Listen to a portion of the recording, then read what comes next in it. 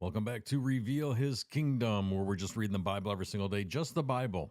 No commentary in this series. If you are looking for commentary, we do that in another series called Renew the Mind. But today we're just going to be in the book of Revelation, Revelation 17 and 18, the great prostitute and the fall of Babylon. The great prostitute, one of the seven angels who had poured out the seven bowls, came over and spoke to me. Come with me, he said, and I will show you the judgment that is going to come on the great prostitute who rules over many waters. The kings of the world have committed adultery with her, and the people who belong to this world have been made drunk by the wine of her immorality. So the angel took me in the spirit into the wilderness. There I saw a woman sitting on a scarlet beast that had 7 heads and 10 horns, and blasphemies against God were written all over it. The woman wore purple and scarlet clothing and beautiful jewelry made of gold and precious gems and pearls. In her hand she held a gold goblet full of obscenities and the impurities of her immorality. A mysterious name was written on her forehead: Babylon the Great, mother of all prostitutes and obscenities in the world. I could see that she was drunk with the blood of God's holy people who were witnesses for Jesus. I stared at her in complete amazement. Why are you so amazed? The angel asked. I will tell you the mystery of this woman and of the beast with 7 heads and 10 horns on which she sits. The beast you saw was once alive, but it isn't now, and yet he will soon come up out of the bottomless pit and go to eternal destruction. And the people who belong to this world, whose names were not written in the book of life before the world was made, will be amazed at the reappearance of this beast who had died. This calls for a mind with understanding. The 7 heads of the beast represent the 7 hills where the woman rules. They also represent 7 kings. 5 kings have already fallen. The 6th now reigns, and the 7th is yet to come, but his reign will be brief. The scarlet beast that was but is no longer is the 8th king. He is like the other 7, and he too is headed for destruction. The 10 horns of the beast are 10 kings who have not yet risen to power. They will be appointed to their kingdoms for one brief moment to reign with the beast. They will all agree to give him their power and authority. Together they will go to war against the Lamb. But the Lamb will defeat them because he is Lord of all lords and King of all kings. And his called and chosen and faithful ones will be with him. Then the angel said to me, the waters where the prostitute is ruling represent masses of people of every nation and language. The scarlet beast and his 10 horns all hate the prostitute. They will strip her naked, eat her flesh, and burn her remains with fire.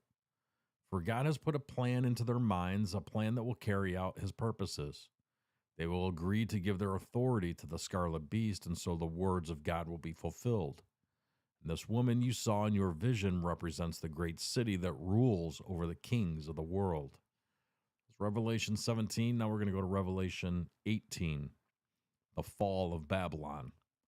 After all of this, I saw another angel come down from heaven with great authority, and the earth grew bright with his splendor. He gave a mighty shout. Babylon has fallen, the great city has fallen. She has become a home for demons. She is a hideout for every foul spirit, a hideout for every foul vulture, and every foul and dreadful animal. For all the nations have fallen because of the wine of her passionate immorality. The kings of the world have committed adultery with her. Because of her desires for extravagant luxury, the merchants of the world have grown rich. Then I heard another voice calling from heaven, Come away from her, my people. Do not take part in her sins, or you will be punished with her. For her sins are piled as high as heaven, and God remembers her evil deeds. Do to her as she has done to others. Double her penalty for all her evil deeds. She brewed a cup of terror for others, so brew twice as much for her. She glorified herself and lived in luxury, so match it now with torment and sorrow. She boasted in her heart, I am queen on my throne. I am no helpless widow, and I have no reason to mourn. Therefore these plagues will overtake her in a single day: death and mourning and famine. She'll be completely consumed by fire. for the Lord God who judges her is mighty. And the kings of the world who committed adultery with her and enjoyed her great luxury will mourn for her as they see the smoke rising from her charred remains. They will stand at a distance, terrified by her great torment. They will cry out, how terrible for you, O Babylon, you great city. In a single moment, God's judgment came on you. The merchants of the world will weep and mourn for her, for there is no one left to buy their goods. She bought great quantities of gold, silver, jewels, and pearls, fine linen, purple, silk, and scarlet cloth, things made of fragrant thyine wood, ivory goods, and objects made of expensive wood, and bronze, and iron, and marble. She also bought cinnamon, spice, incense, myrrh, frankincense, wine, olive oil, fine flour, wheat, cattle, sheep, horses, wagons, and bodies, that is, human slaves. The fancy things you love so much are gone, they cry. All your luxuries and splendor are gone forever, never to be yours again. The merchants who became wealthy by selling their things will stand at a distance, terrified by her great torment. They will weep and cry out, how terrible for the great city. She was clothed in the finest purple and scarlet linens, decked out with gold and precious stones and pearls. In a single moment, all the wealth of the city is gone, and all the captains of the merchant ships and their passengers and sailors and crews will stand at a distance. They will cry out as they watch the smoke ascend, and they will say, where is there another city as great as this? And they will weep and throw dust on their heads to show their grief, and they will cry out, how terrible for that great city. The ship owners became wealthy by transporting her great wealth on the seas. In a single moment, it is all gone. Rejoice over her fate, O heaven and people of God and apostles and prophets, for at last God has judged her for your sakes. Then a mighty angel picked up a boulder the size of a huge millstone. He threw it into the ocean and shouted, just like this, the great city, Babylon, will be thrown down with violence and will never be found again. The sound of harps, singers, flutes, and trumpets will never be heard in you again. No craftsmen and no trades will ever be found in you again. The sound of the mill will never be heard in you again. The light of a lamp will never shine in you again.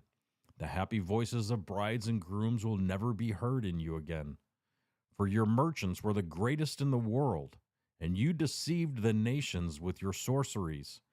In your streets flowed the blood of the prophets and of God's holy people, and the blood of people slaughtered all over the world. This is Revelation chapter 17, the great prostitute, and Revelation chapter 18, the fall of Babylon. Revealing his kingdom, built for eternity, saved by grace through faith. Jesus is King of Kings, and he is Lord of Lords, and I pray that his perfect peace would rain down on you today. Spend some time in the Word. Go for a walk with the King. See what he has to say to you. He deserves it, and so do you. I hope you have a blessed day.